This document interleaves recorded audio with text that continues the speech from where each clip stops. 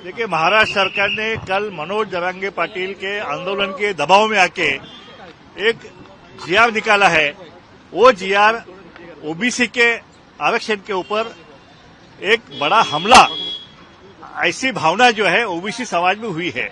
इसको न्यायालय में हम लोग इसको आह्वान देने वाले, इसको चैलेंज करने वाले, सोमवार को या मंगलवार को न्यायालय में इसको आह्वान ओबीसी संगठन की तरफ से दिया जाएगा।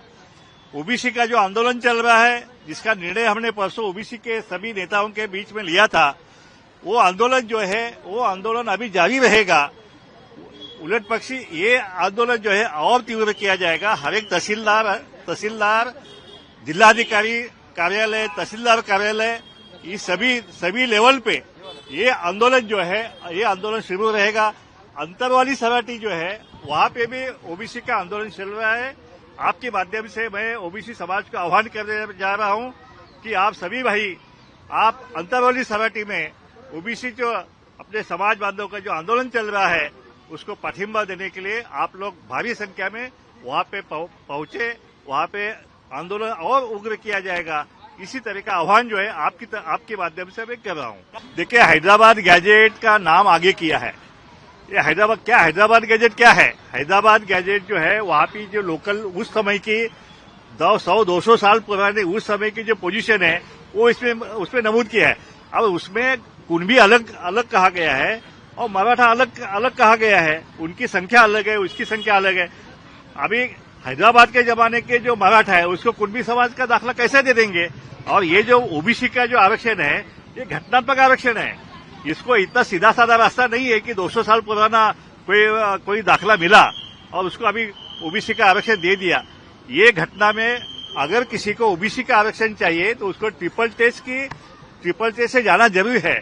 उसमें मराठा समाज जो है, महाराष्ट्र का मराठा समाज को ये जो मागासवर्गीय, जो बैकवर्डनेस की जो निकष है वो महाराष्ट्र में मराठा समाज पूरी नहीं करता है। इसलिए उसको ये सहूलत जो है नहीं मिल जाती है। ये सहूलत सीधे रास्ते से नहीं मिलती है। इसलिए बैकडोर एंट्री जो है, बैकडोर एंट्री ऐसे कुणबी का दाखला दो, वो मुगल के टाइम में कौन क्या है, इस तरह का ये जो चल रहा है, ये जो नौटंकी चल रहा है, इसको ओबीसी समाज का पूरा विरोध है। देखिए, हर समय में मनोज जरांगे की मांग बदलती रहती है और शासन उस मांग की तरफ से, उनकी मांग की तरफ से उनका जीआर निकाला जाता है। ये चौथी बार अभी गुलाल जो है, चौथी बार गुलाल इस्तेमाल किया गया है, शक्कर बांटी जा रही है। अब ये कितना टाइम तक ये चलेगा हमें पता नहीं है, बट लेकिन जो आदेश निकाला जाता है वो ओबीसी के आरक्षण का जो है ये बिल्कुल धक्का लगना नहीं चाहिए। ये हमारी मांग है कि ऐसा है, ओबीसी का आंदोलन का स्वरूप जो है जिलाधिकारी होगा, तहसीलदार होगा या ग्राम पंचायत होगा, वहां पे ये आंदोलन जो है पूरी शांततात्मक मार्ग से ये हमारा आंदोलन जारी रहेगा।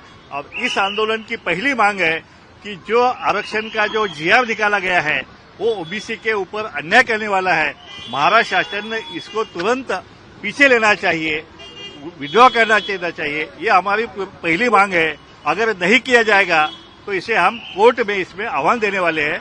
एक न्यायालय की लड़ाई और रास्ते पे लड़ाई, दोनों तरफ से ओबीसी की लड़ाई ये महाराष्ट्र में जारी रहेगी। देखिए, ऐसा है, जरांगे क्या कहते हैं, उनके बहुत सारे कंसल्टेंट हैं, उनके वकील हैं, उन्होंने उनको क्या राय दिया है उनको ही मालूम है। अब ये जीआर उनका कितना फायदा होगा, कितने दिन उनका गुलाल रहेगा कपड़े पे, वो अभी वक्त ही बता देगा। लेकिन हम इसको चैलेंज करने वाले हैं। इतना ये सब कौन कर रहा है? सरकार नौटंकी कर रही है, मुख्यमंत्री कर रहे हैं, उप मुख्यमंत्री कर रहे हैं, कौन कर रहा है नौटंकी? गए 5 दिन सरकार में मंत्री नाराज हो रहे हैं तो नौटंकी कर कौन रहा है? गए 5 दिन से पूरा जो नौटंकी चल रही है मुंबई के रास्ते पे, नाके पे, कैसे मुंबई वालों को कैसे विटिस दिया गया है, ये सबने देखा है। और इसका नतीजा आखिर में जीआर में बदल गया है। वो जीआर को हमने चैलेंज किया है। तो नौटंकी चाहे सरकार करे या मराठा समाज करे, लेकिन हमारा एक ही कहना है कि ओबीसी के आरक्षण को जो है धक्का नहीं लगना चाहिए। ये महाराष्ट्र में मराठा समाज एक ऐसा समाज है जिसको 4 रिजर्वेशन है।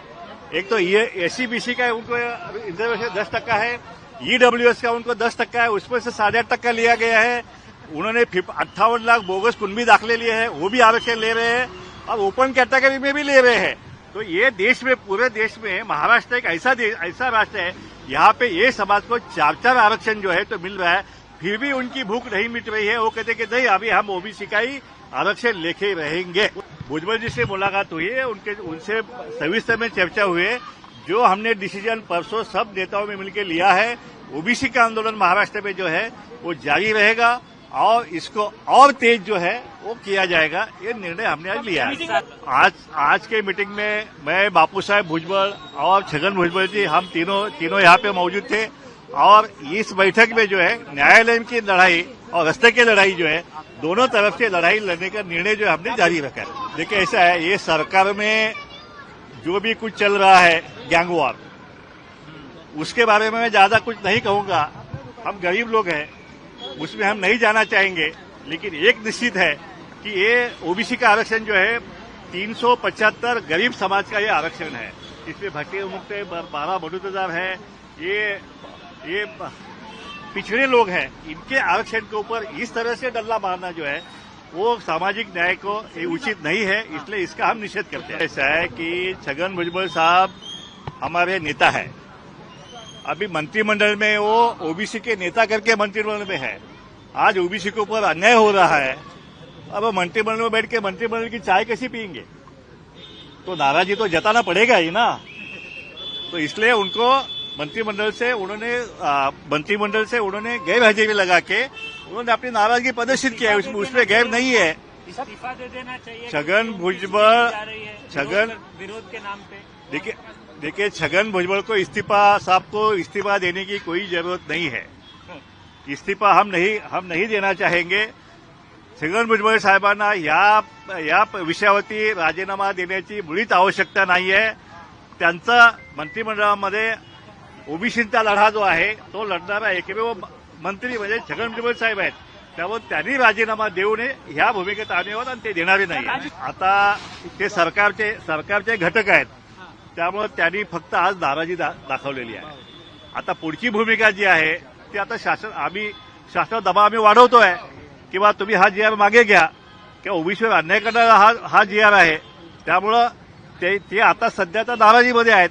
त्यानंतर पुढची भूमिका जी आहे ते आम्ही नंतर ठरवू ना काय करायचं ते। सरकार में जो दूसरे ओबीसी नेता हैं वो कहाँ है? सिर्फ छगन भुजबल ही आवाज उठा रहे हैं। देखिए सब गांव मामा का है, लेकिन एक भी काम का नहीं है। म्हणजे मराठी में कहते हैं सगळा गांव मामाचा, एक ही नहीं कामाचा।